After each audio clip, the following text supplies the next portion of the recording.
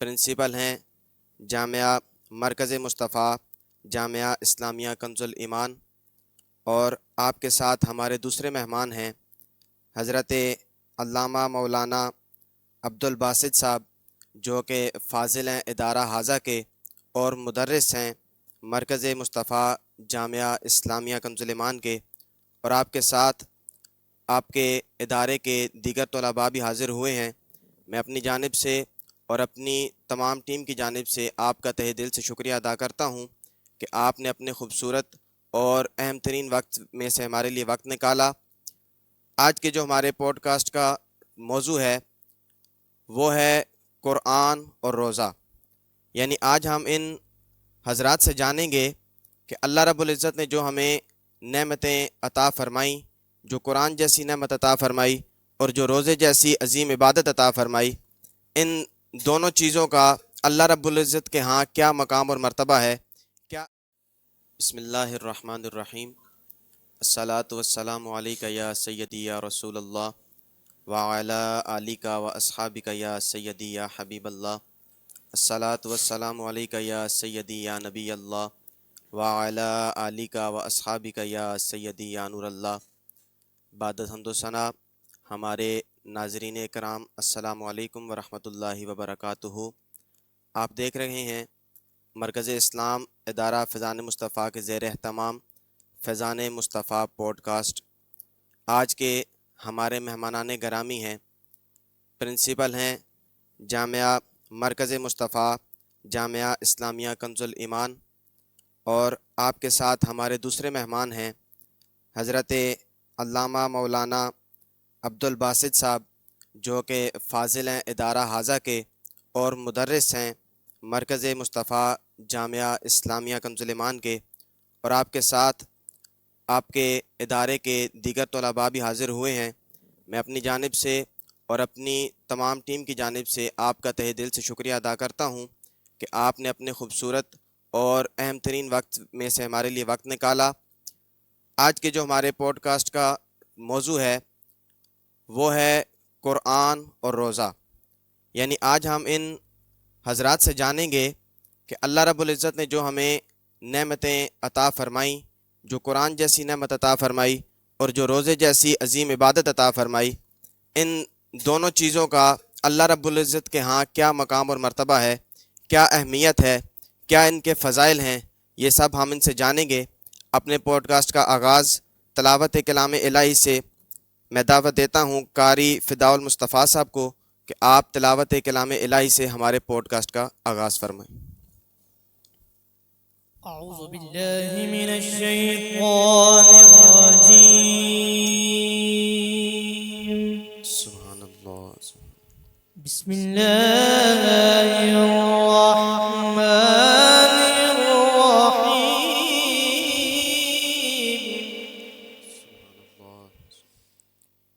الحمد للہ الذی وہب لی علی الکبر سبحان اللہ سبحان اسماعیل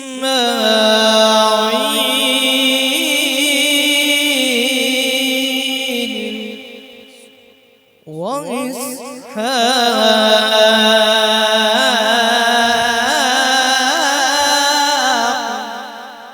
اللہ، ماشاء اللہ۔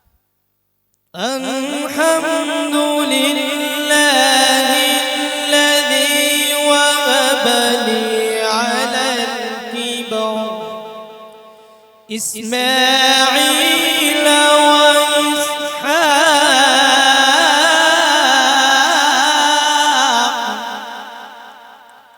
إن ربي لسميع الدعاء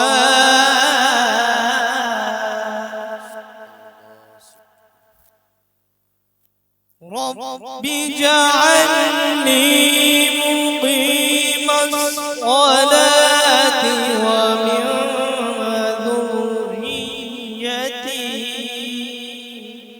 سبحان اللہ۔ ربنا وتقبل دعاء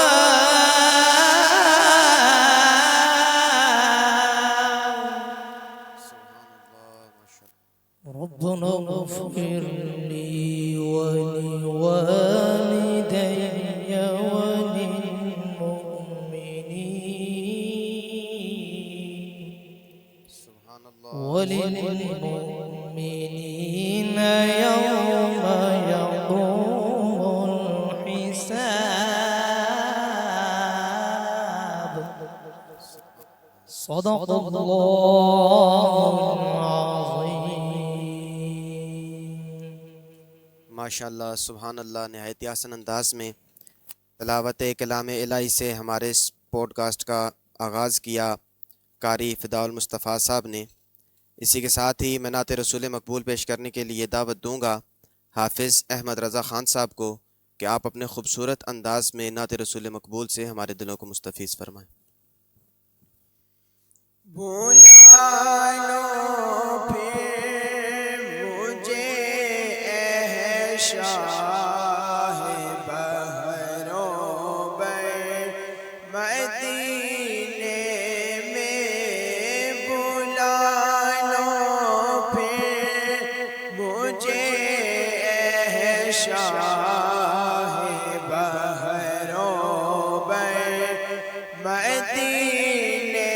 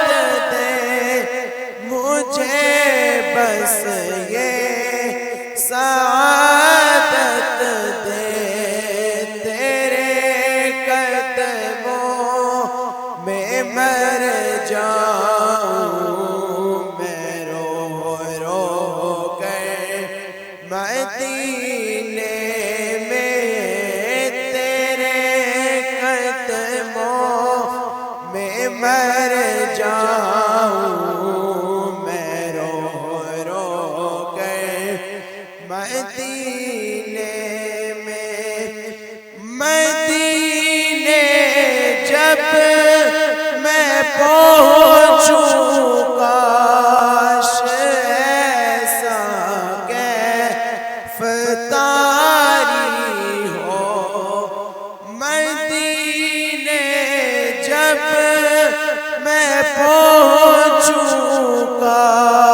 ایسا کیف تاری ہو کہ روتے روتے گر جاؤں میں خش کھا کر مدینے میں کہ روتے روتے گر جاؤں میں خش کھا کر مدینے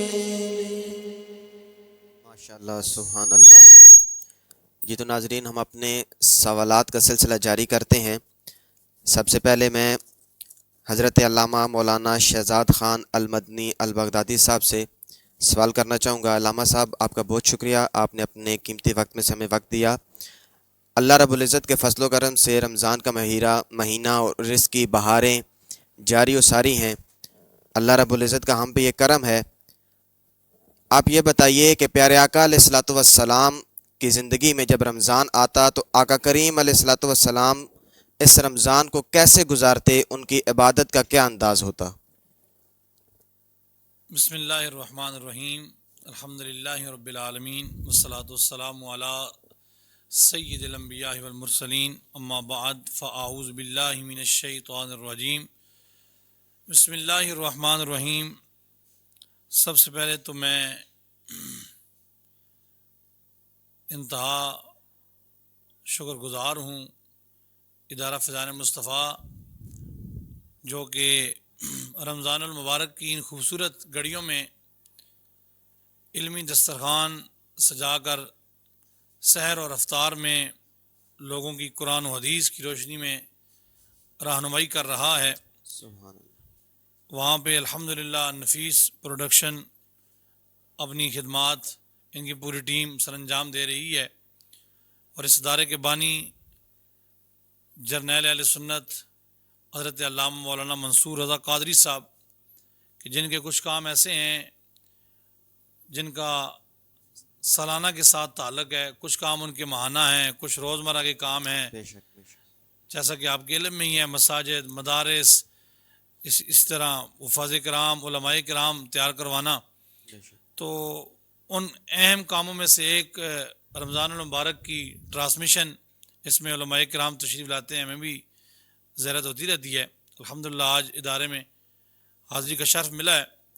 تو اب ہم اپنے سوال کی طرف بڑھتے ہیں، کہ جو آپ نے سوال کیا ہے کہ رمضان المبارک میں پیارے آقا علیہ الصلوۃ والسلام کا کیا معمول۔ جی۔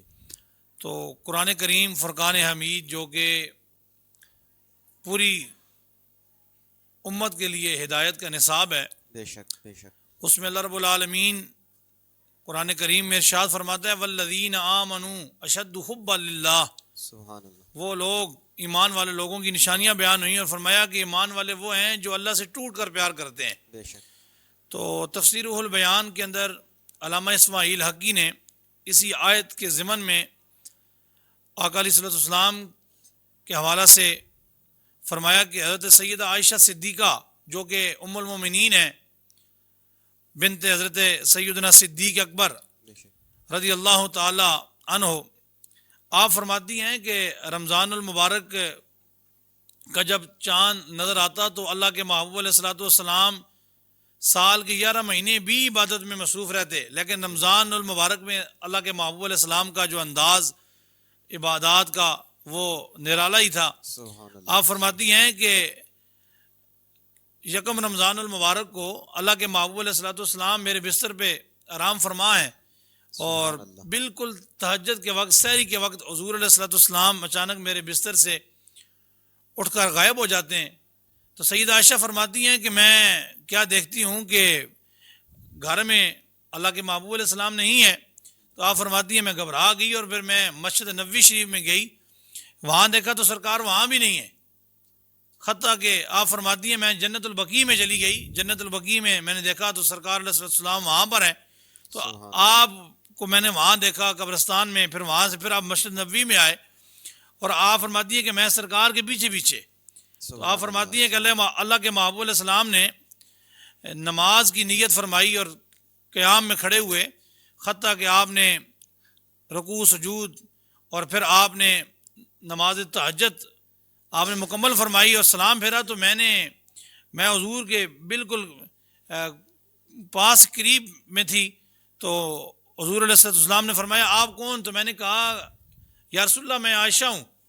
تو حضور نے فرمایا کہ عائشہ کون ہوتی ہے؟ تو آپ نے فرمایا کہ آپ کی زوجہ۔ تو پھر حضور نے حیرت سے پوچھا کہ زوجہ کیا ہوتا ہے؟ تو پھر حضرت سیدہ عائشہ صدیقہ ام المومنین رضی اللہ تعالی عنہا آپ فرماتی ہیں میں ابو بکر کی بیٹی عائشہ۔ تو اللہ کے محبوب علیہ السلام نے فرمایا کہ ابو بکر کون ہوتا ہے؟ یہ تین الفاظ حضور نے فرمایا عائشہ کیا ہوتی ہے، زوجہ کیا ہوتی ہے، ابو بکر کون ہوتا ہے؟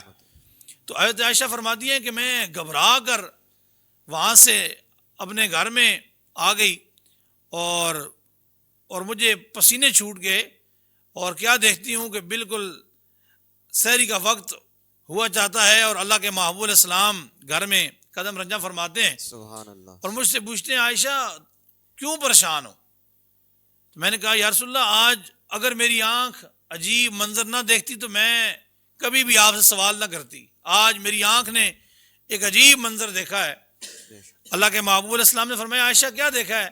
تو کہا آپ نے فرمایا یا رسول اللہ جب آپ نماز پڑھ رہے تھے تو میرے بستر پر نہیں تھے، اور میں نے آپ کو اپنے گھر میں دیکھا، گھر میں بھی نہیں، مسجد نبوی میں بھی نہیں، جنت البقیع میں تھے، میں نے جنت البقیع میں پایا، پھر آپ کے پیچھے میں مسجد نبوی میں آپ کے پیچھے آ گئی، تو آپ نے نماز مکمل فرمائی، تو میں نے سوال کی تو آپ نے کہا میں نہیں جانتا عائشہ کون ہے، میں نہیں جانتا زوجہ کیا ہوتا ہے، میں نہیں جانتا ابو بکر کون ہے۔ تو یا رسول اللہ میں تو حیران ہو گئی۔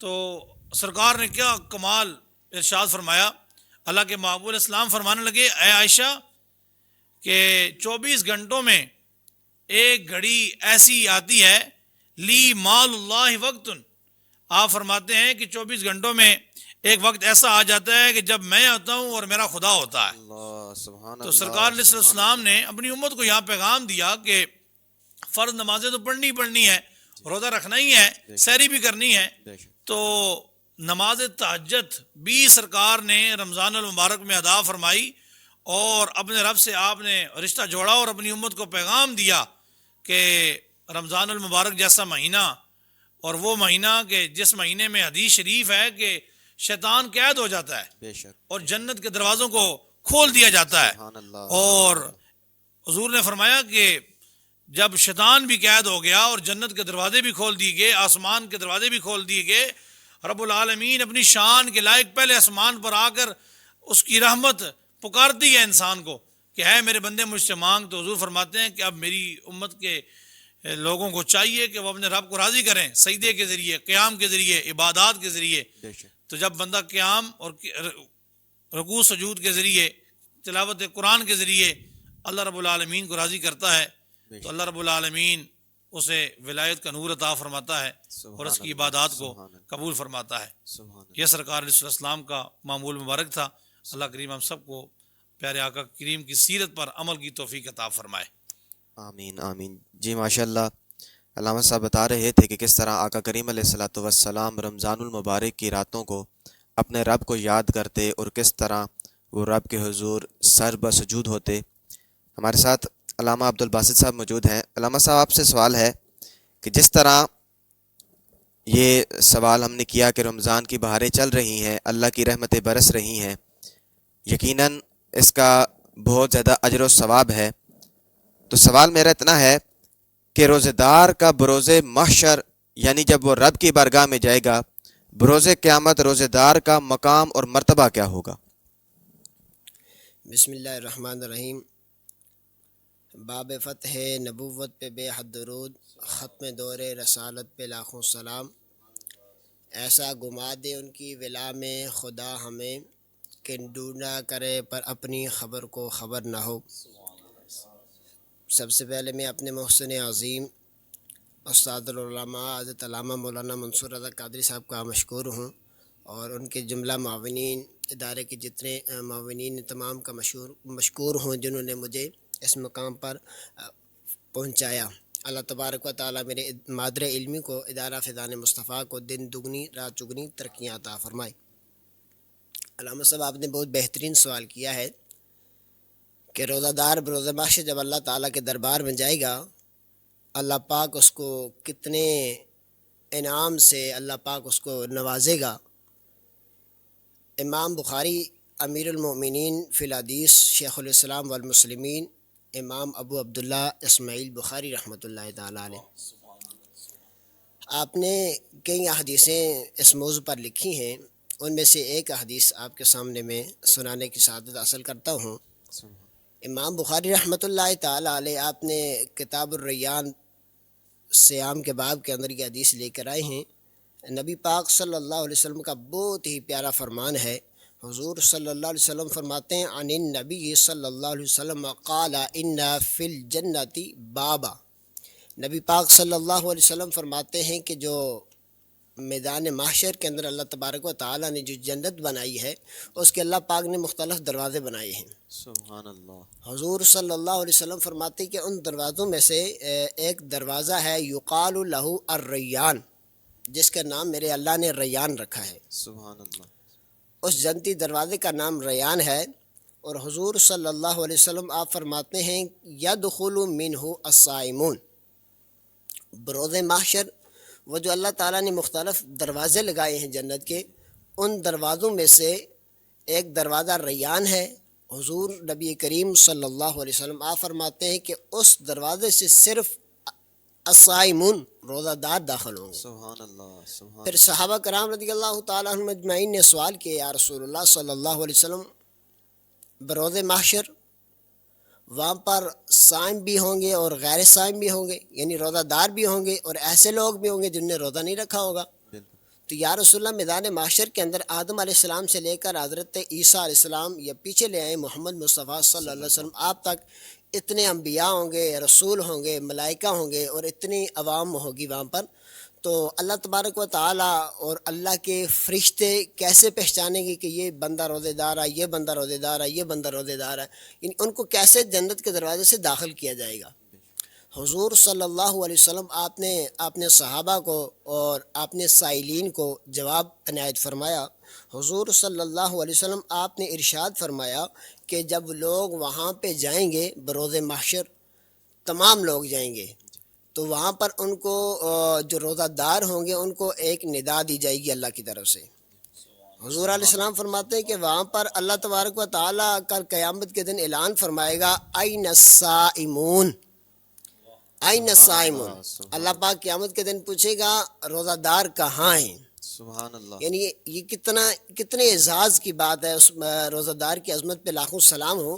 یہ دنیا کے اندر یہ معمول ہے، اگر کوئی بادشاہ، وزراء، عمراء یا اپنا استاد اپنے شاگرد کو بلائے یا بادشاہ کسی کو بلائے تو بندہ اس بات پر فخر محسوس کرتا ہے کہ مجھے فلاں بندے نے آج یاد کیا ہے، فلاں بندے نے مجھے پکارا ہے آج۔ تو روزہ دار کی کتنا اعزاز ہے، اس کا کتنا بڑا مقام و مرتبہ، بادشاہوں کا بادشاہ، حقیقی بادشاہ۔ بروز محشر قیامت والے دن تمام انبیاء علیہ السلام، تمام رسول، تمام ملائکہ، تمام عوام کے سامنے میرا اللہ اعلان فرمائے گا این الصائمون، سبحان اللہ۔ یعنی میدان محشر کے اندر وہاں پر کتنا خوفناک وہ منظر ہوگا، وہاں پر بھائی بہن وغیرہ وغیرہ سارے ایک دوسرے سے جدا ہو جائیں گے۔ اس مقام پر بھی اللہ اپنے بندوں کو ڈھونڈ رہا ہوگا۔ کن بندوں کو ڈھونڈ رہا ہوگا؟ جنہوں نے دنیا میں اندر رہ کر صبح صادق سے لے کر غروب آفتاب تک اپنے آپ کو ہر طرح کی اشیاء سے بچا کے رکھا، کھانے پینے سے اور اللہ کی حرام کردہ اشیاء سے۔ جب وہاں پر اللہ تعالیٰ اعلان فرمائے گا این الصائمون، آج روزہ دار کہاں ہیں؟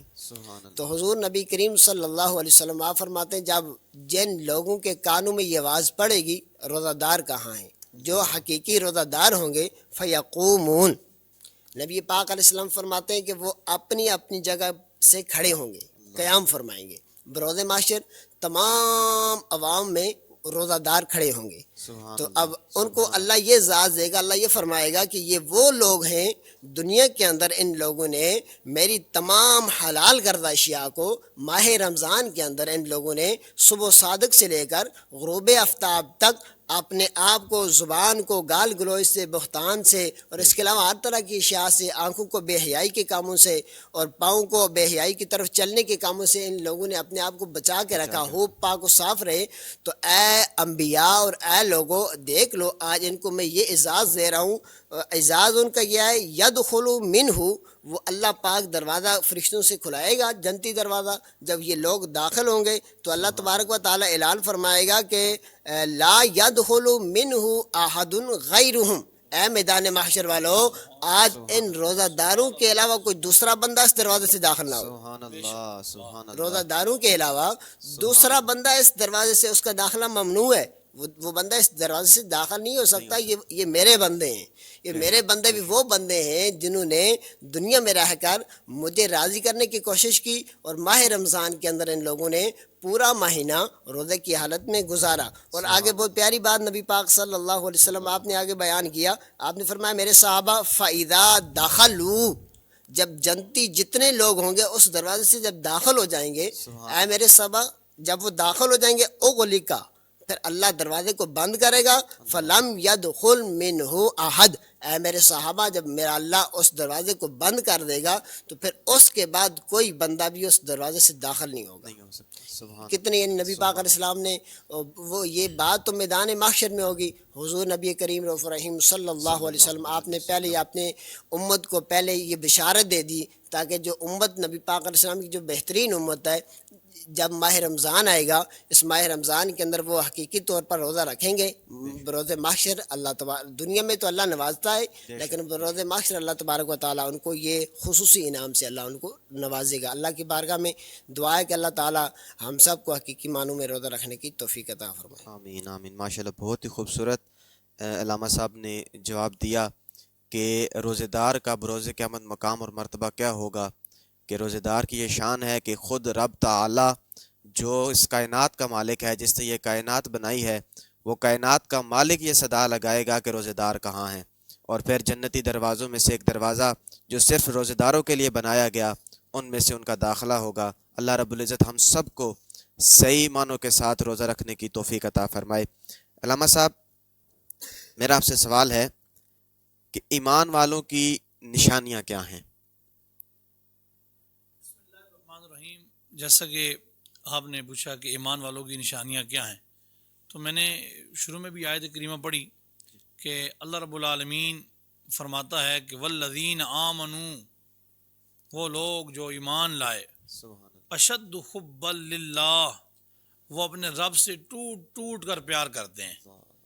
آپ دیکھیں نا کہ ایک بندہ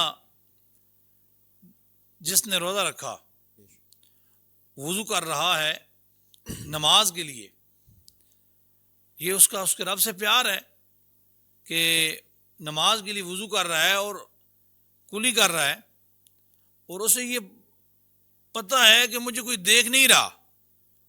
کلی کی اس نے 2-3 قطرے پانی کے حلق سے نیچے بھی جا سکتے ہیں، لیکن اس کا ایمان دیکھیں کہ اس نے کہا کہ مجھے میرے رب نے پیغام دیا ہے، میں رب کی اطاعت میں ہوں، اب دیکھ بھی کوئی نہیں رہا.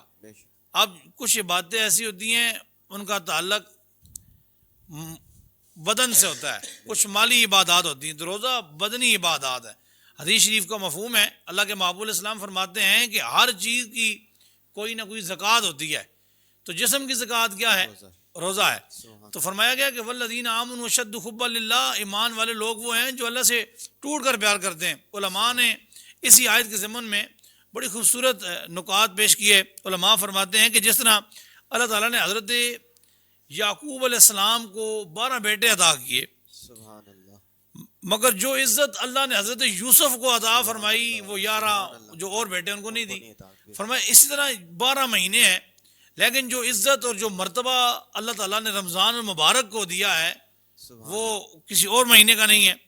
فرمایا کہ جس طرح حضرت یوسف کے صدقے اللہ 11 بھائیوں کی مغفرت فرمائے گا، اور اسی طرح اگر بندہ 11 مہینے شیطان سر پہ تھا اور شیطان نے انسان کو گمراہ کرنے میں اپنا پورا زور لگایا، اور رمضان المبارک کے مہینے میں اللہ تعالیٰ شیطان کو قید کر دیتا ہے.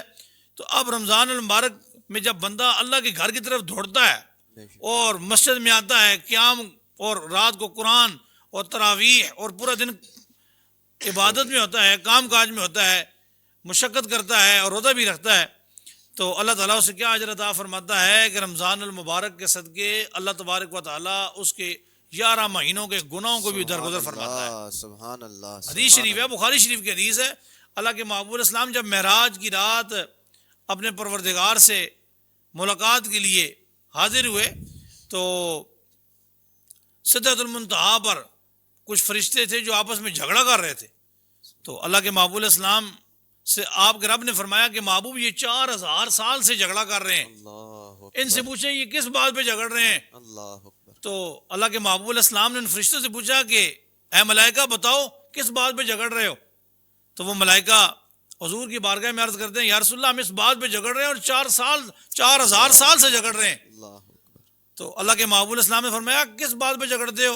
تو کہا یا رسول اللہ ارشاد فرمائیں کہ آپ کی امت کے گناہ سال کے 11 مہینے پہاڑ جتنے ہوتے ہیں، اللہ تو ایسا کون سا یہ عمل کرتے ہیں کہ ان کے گناہ رمضان المبارک میں وہ پہاڑ جتنے گناہ نیکیوں میں تبدیل ہو جاتے ہیں؟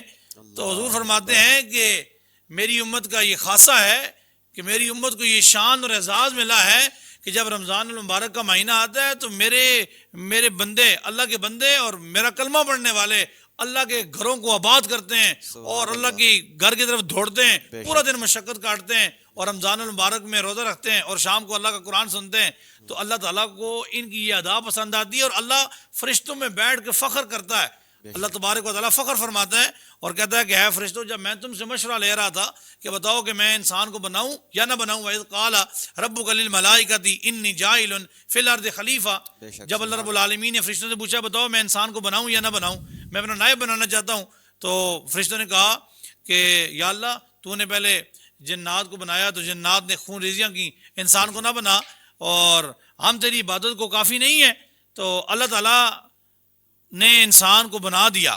اب یہاں فرشتوں کی رائے کو نہ مانا، بے شک وہ مختار کل ہے، مالک ارض و سما ہے، تو اللہ تعالیٰ فرماتا ہے انی عالم ما لا تعلمون، جو میں جانتا ہوں تم نہیں جانتے۔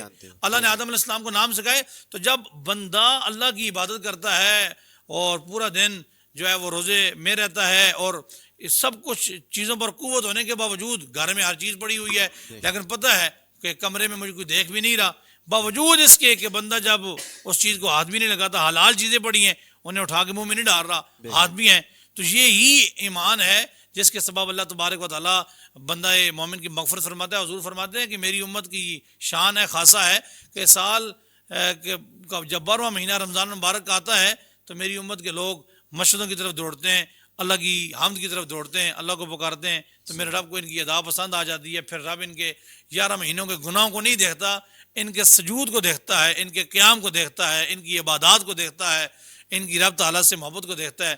اللہ فرماتا ہے اے فرشتوں گواہ ہو جاؤ کہ میرے بندے میرے گھر میں آ گئے اور میرے اس ماہ اقدس میں آ گئے، اور وہ ماہ اقدس جس میں اللہ نے قرآن کریم نازل فرمایا ہے، تو اللہ فرماتا ہے اے فرشتوں تم گواہ ہو جاؤ، میں نے ان کے گناہوں کو معاف بھی فرما دیا ہے اور ان کی جتنے گناہ تھے ان کو میں نے نیکیوں میں تبدیل فرما دیا ہے۔ سبحان اللہ، ماشاء اللہ ماشاء اللہ۔ علامہ صاحب نہایت آسان انداز میں آپ نے جواب دیا۔ یہ سوالات اور جوابات کا سلسلہ جاری رہے گا، آپ کی اجازت ہو تو اسی کے دوران ہم ایک نعت سماعت فرما لیں۔ جناب حافظ بلال صاحب، آپ نعت رسول مقبول سے ہمارے دلوں کو مستفیض فرمائیں۔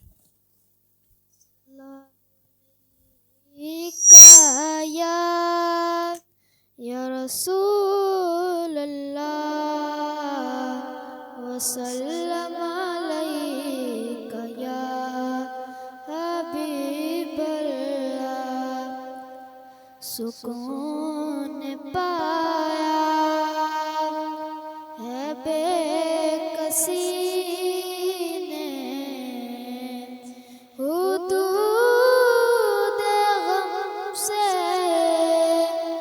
نکل گیا ہوں، سکون پایا ہے بے کسی نے، حدود غم سے نکل گیا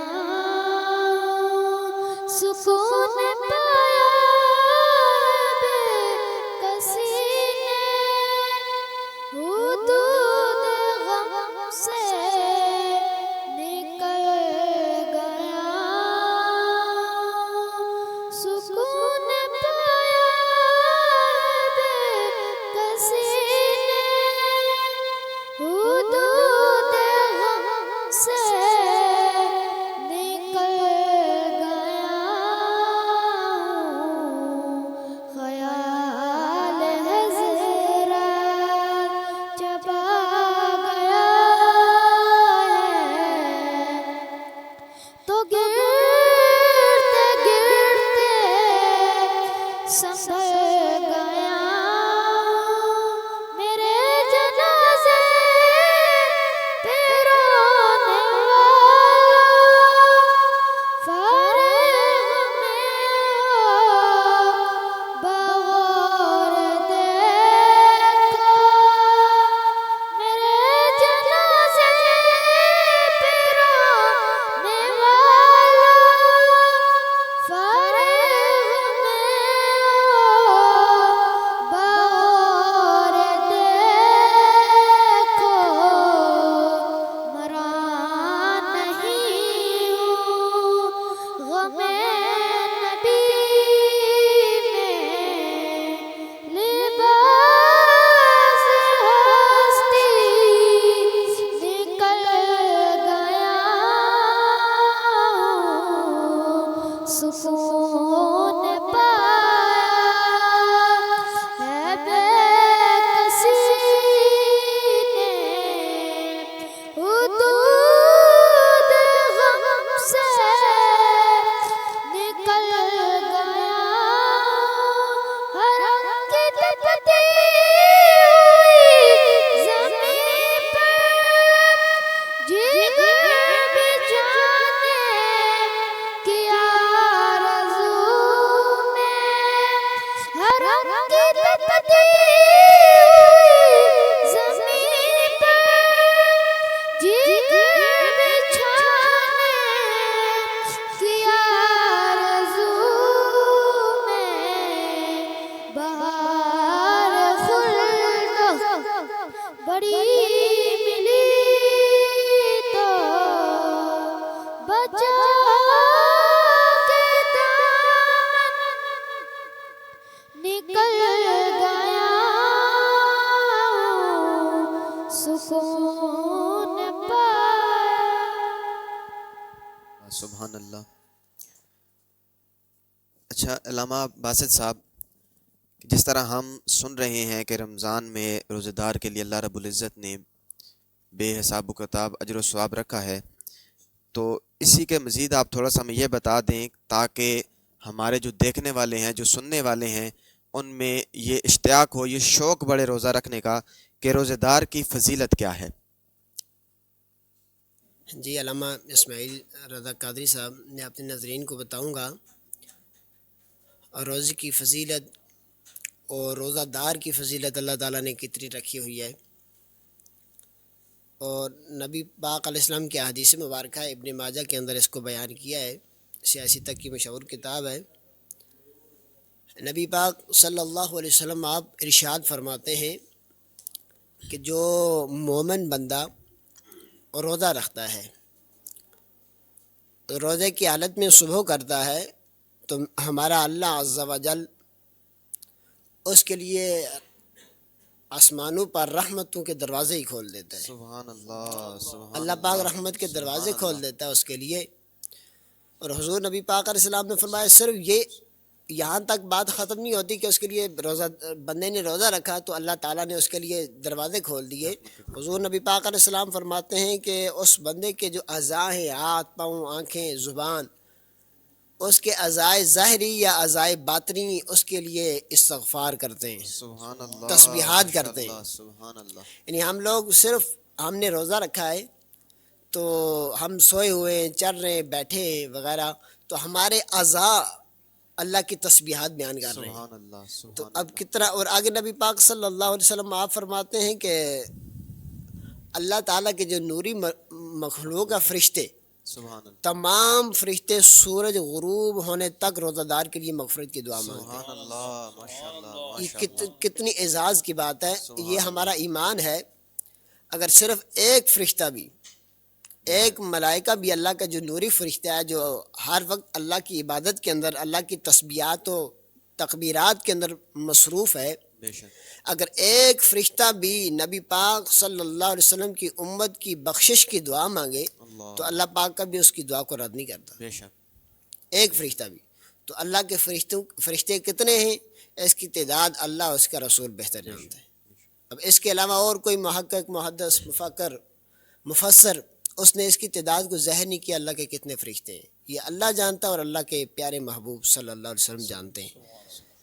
تو فرمایا کہ اللہ کے تمام فرشتے جناب حضرت جبرائیل علیہ السلام سے لے کر میکائیل اسرافیل تمام فرشتے بے شک اللہ پاک کے تمام نوری ملائکہ وہ ہر صبح و صادق سے لے کر غروب آفتاب تک صائمین کے لیے دعائے مغفرت مانگتے ہیں. سبحان اللہ. اور آگے نبی پاک صلی اللہ علیہ وسلم آپ فرماتے ہیں کہ میرے صحابہ اگر روزہ دار بندہ روزے کی حالت میں 2 رکعت نماز نفل ادا کر لے تو یہ 2 رکعت نماز نفل اس کے لیے نور بن جاتی ہے. سبحان اللہ. جب دنیا سے جائے گا قبر کے اندر اس کی روشنی، روز محشر وہاں پہ جائے گا وہاں پر بھی اس کے لیے روشنی ہوگی. سبحان اللہ. تو آگے نبی کریم صلی اللہ علیہ وسلم آپ نے بہت ہی پیاری چیزیں آگے بیان کی روزہ دار کی فضیلت. حضور صلی اللہ علیہ وسلم آپ فرماتے ہیں کہ اگر خود یہ مجرب وظیفہ حضور علیہ السلام نے اپنی بیٹی کو عطا فرمایا، سبحان اللہ. جو یہ وظیفہ پڑھتا ہے ماہ رمضان کے اندر، تو رسول اللہ فرماتے ہیں اللہ اس کو یہ مقام دیتا ہے کہ 70,000 فرشتوں کی اللہ ڈیوٹی لگا دیتا ہے. سبحان اللہ.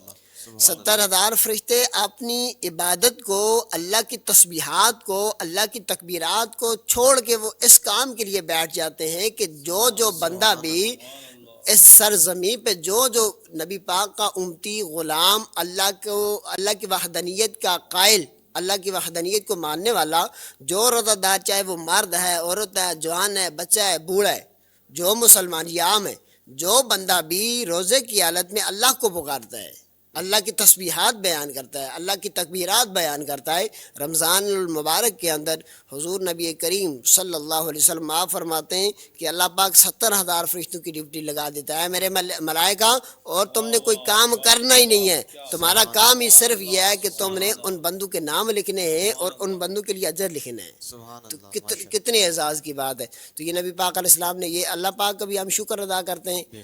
وہ محسن حقیقی ہے کہ اللہ پاک دیکھیں بخشنے پہ آئے، کبھی اپنی امت کو ماہ رمضان دیتا ہے بخشنے میں، کبھی وہ مالک حقیقی لائلۃ القدر دیتا ہے، کبھی شب برات دیتا ہے، کبھی وہ اللہ پاک ہفتوں کے اندر اللہ پاک ماہ جمعہ دیتا ہے لوگوں کی بخشش کے لیے. تو حقیقی بندہ وہ ہے جس نے ماہ رمضان پایا اور ماہ رمضان کے اندر اپنی بخشش کروائی اور آپ نے اللہ کو راضی کیا.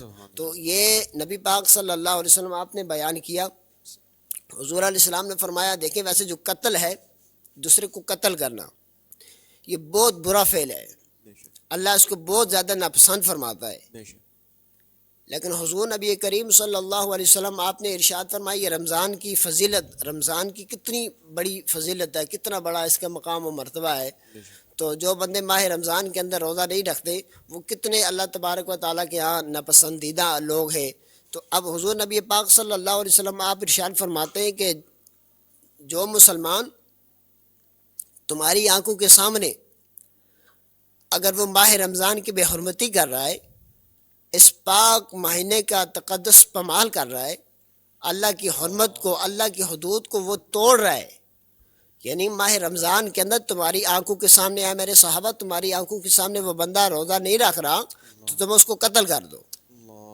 یعنی اتنا برا فعل حضور علیہ السلام نے اس کی مذمت بیان فرمائی. جو روزہ نہیں رکھتے ان کے لیے فرمایا کہ میرے صحابہ تمہاری آنکھوں کے سامنے اگر کوئی بندہ یہ کام کرے، یہ برا فعل کرے، اللہ کے حدود کو توڑے، اس عظیم مہینے اور جو عظیم مہینہ ہے، تقدس والا مہینہ ہے، اس مہینے کی بے حرمتی کرے، اے میرے صحابہ اس کو قتل کر دو.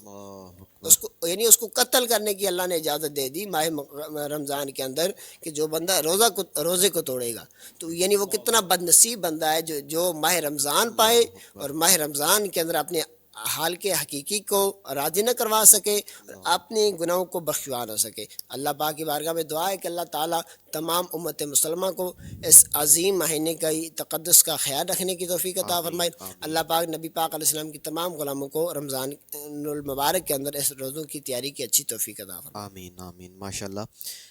اچھا علامہ صاحب، آج جو ہمارا موضوع تھا وہ جس طرح روزے کے فضائل، اہمیت اور اس کا مقام و مرتبہ بیان ہو رہا ہے، اسی طرح قرآن کے فضائل، قرآن کا مقام کیا ہے، جو اللہ رب العزت نے مسلمانوں کو یہ اتنی اور عظیم نعمت سے نوازا ہے اپنی لاریب کتاب قرآن کریم عطا فرما کر. تو اس قرآن کا مقام عرش پہ کیا ہے، رب کی بارگاہ میں کیا ہے، اور اس دنیا میں اس کا جو ہے ایک مقام و مرتبہ کیا ہے، اس بارے میں ہمیں اور ہمارے ناظرین کو آگاہ فرمائیے. جی بسم اللہ الرحمن الرحیم. جیسا کہ آپ نے قرآن کریم کے حوالے سے پوچھا، قرآن کی متعدد نصوص آیات بینات اس پر شاہد ہے.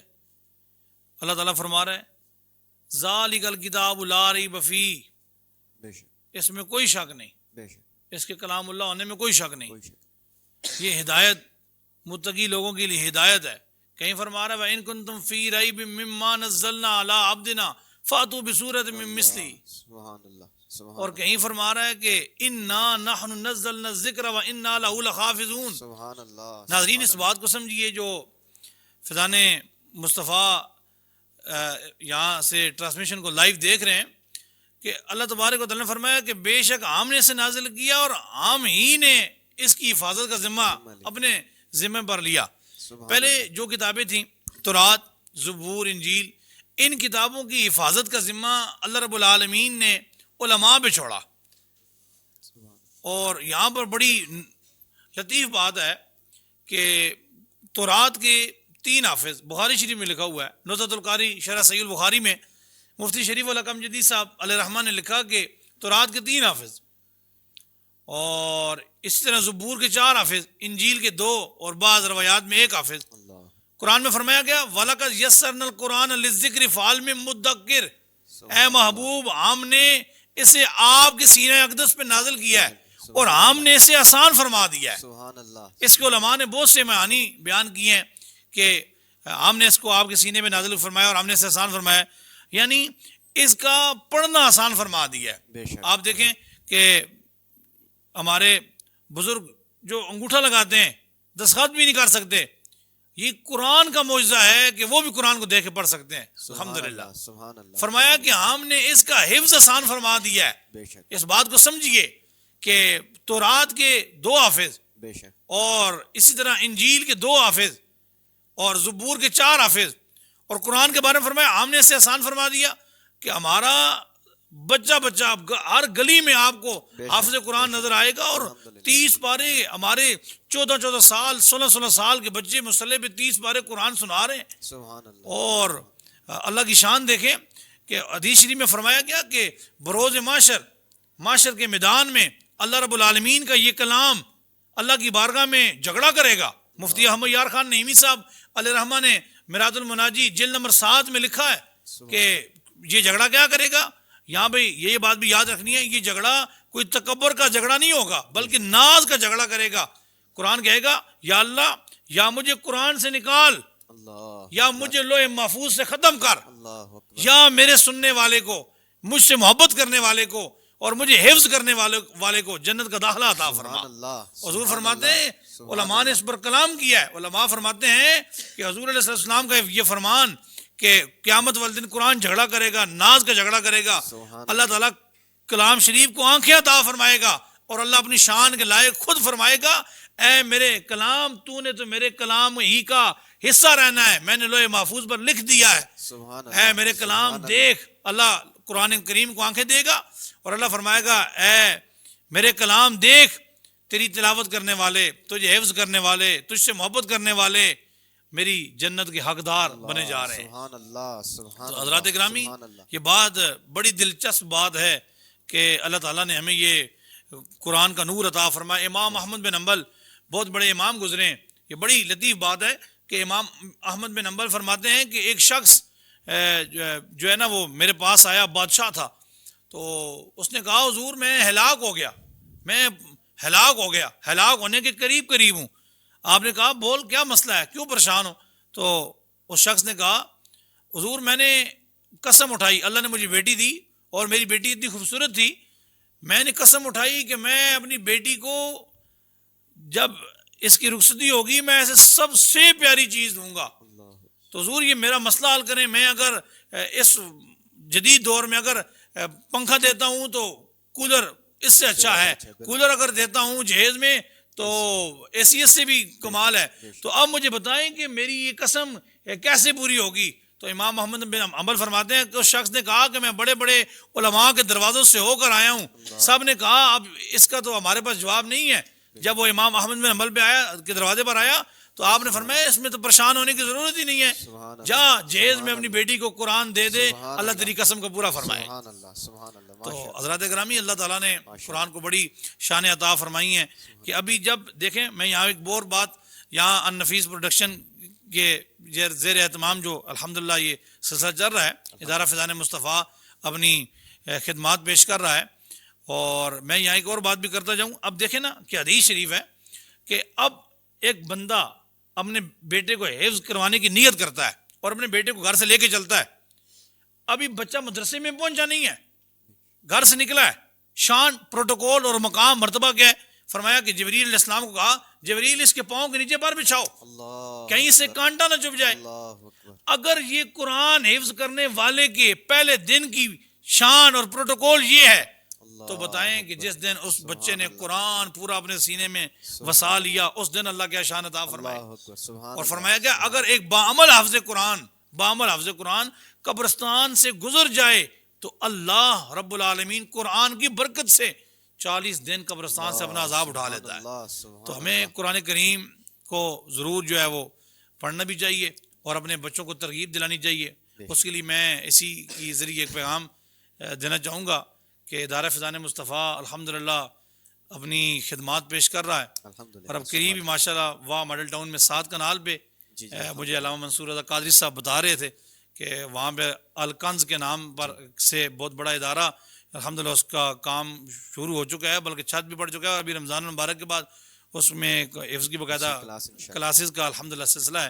تو اپنے بچے اداروں کے ساتھ وابستہ کریں، اور آپ کے بچے قرآن سنائیں گے، اور قیامت والے دن اللہ تبارک و تعالیٰ انبیاء کے ساتھ آپ کا حشر فرمائے گا۔ مالک کریم اس ادارے کو ترقیاں عطا فرمائے، جو ٹیم النفیس پروڈکشن کی پوری ٹیم کو اللہ ترقیاں عطا فرمائے، جو کہ ہر سال اپنی مصروفیات کو ترک کر کے خاص ٹائم ادارے کو دے رہے ہیں اور لوگوں کی خدمات پیش کر رہے ہیں۔ اللہ تبارک و تعالیٰ اس ادارے کو اور پورے النفیس پروڈکشن کی پوری ٹیم کو اللہ تبارک و تعالیٰ ترقیاں عطا فرمائے۔ میں ایک مرتبہ پھر علامہ منصور رضا قادری صاحب کا، قبلہ آپ کا، پوری انتظامیہ کا، ادارے کا مشکور ہوں کہ جنہوں نے ہمیں ہر سال کی طرح اس سال بھی موقع دیا۔ اللہ تبارک و تعالیٰ سب کو دارین کی سعادت نصیب فرمائے۔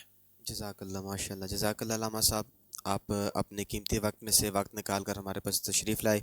اللہ رب العزت آپ کا آنا قبول اور منظور فرمائے۔ اللہ تعالیٰ آپ کے علم میں، عمل میں مزید برکتیں عطا فرمائے۔ جی تو ناظرین، ہمارے آج کے اس پوڈ کاسٹ کا وقت جو ہے کہ وہ ختم ہوا جاتا ہے۔